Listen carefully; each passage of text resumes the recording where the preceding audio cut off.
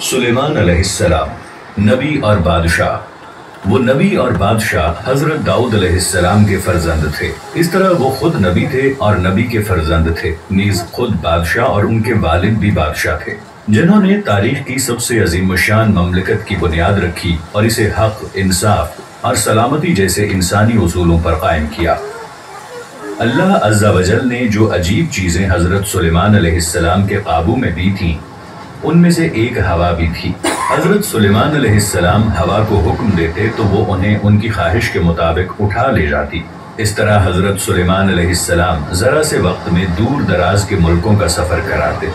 اسی طرح جنوں اور شیطانوں کو بھی ان کے قابو میں کر دیا تھا، جن میں سے بعض معمار تھے جو وہ ساری چیزیں تعمیر کرتے جن کا انہیں حکم دیا جاتا، بعض غوطہ خور تھے جو سمندروں کی تہوں میں اتر کر خزانے نکال لاتے تھے۔ اسی طرح ان کے لیے پرندے، جنگلی جانور اور چیونٹیاں بھی مسخر کر دی گئی تھیں۔ وہ سب سلیمان علیہ السلام کے مددگار تھے ان کی سلطنت میں بھلائی، خوشحالی اور ترقی کے حصول میں، تاکہ وہ سب پرسکون اور اچھی زندگی بسر کر سکیں۔ اسی طرح اللہ تعالیٰ نے حضرت سلیمان علیہ السلام کو حکمت اور گہری سمجھ بھی عطا فرمائی تھی۔ اللہ تعالیٰ نے حضرت سلیمان علیہ السلام کو پرندوں اور جانوروں کی بولیاں سکھائی تھیں۔ چنانچہ ایک مرتبہ جب حضرت سلیمان علیہ السلام اپنے لشکروں کے ساتھ بابرکاب تھے اور چیونٹیوں کی وادی کے قریب پہنچے تو ایک چیونٹی نے انہیں دور سے دیکھ لیا اور باقی چیونٹیوں کو آواز دے کر خبردار کیا اور انہیں اپنے بلوں میں داخل ہو جانے کا حکم دیا، تاکہ بے خبری میں حضرت سلیمان علیہ السلام اور ان کے لشکر ان چیونٹیوں کو روند نہ دیں۔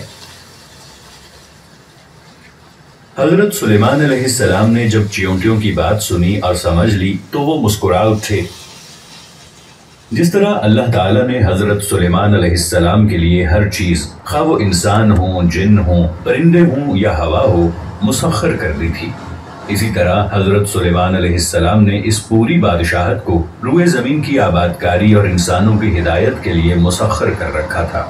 حضرت سلیمان علیہ السلام حق کے معاملات میں مضبوط اور طاقتور باغ اور انسانوں کے زمین پر بہتر خلافت میں لگے رہتے تھے۔ حضرت سلیمان علیہ السلام کی سلطنت اور مملکت بہت وسیع تھی، چنانچہ وہ زمین کے راستوں پر ایک جگہ سے دوسری جگہ آتے جاتے، اپنے عظیم مقاصد کو پورا کرنے، اللہ تعالیٰ کی بندگی کی بنیاد پر انسانیت کے اتحاد کے لیے اور اختلاف، فساد، بگاڑ اور کشمکش کو ختم کرنے کی خاطر۔ نیز انہوں نے اپنی حکمرانی اور بادشاہت اور حکمت و نبوت کے ذریعے انہیں عطا کردہ ساری نعمتوں کو بہترین صورت اور بلند ترین مقصد کے ساتھ حق کی اشاعت اور مخلوق کی نفع رسانی میں لگا دیا۔ چنانچہ وہ اپنے ہدہد کو ایک پیغام کے ساتھ ملکہ سبا کے پاس روانہ کرتے ہیں، اسے یعنی ملکہ سبا کو اللہ تعالیٰ کی بندگی کی دعوت دینے کی خاطر۔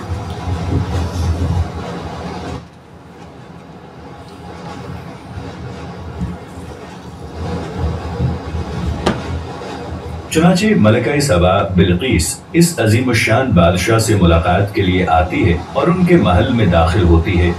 تو ان کے پاس جو چیز تھی اسے دیکھ کر دنگ رہ جاتی ہے۔ اس کا اپنا عرش جسے وہ مملکت میں چھوڑ آئی تھی، وہ دیکھتی ہے کہ گویا وہی حضرت سلیمان علیہ السلام کے پاس موجود ہے،